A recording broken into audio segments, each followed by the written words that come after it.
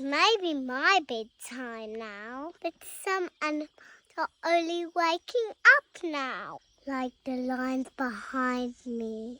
Rain's red for that. This is nocturnal. We use the spotlight when it's nighttime on safari. Guys, you can see scrubbies at night.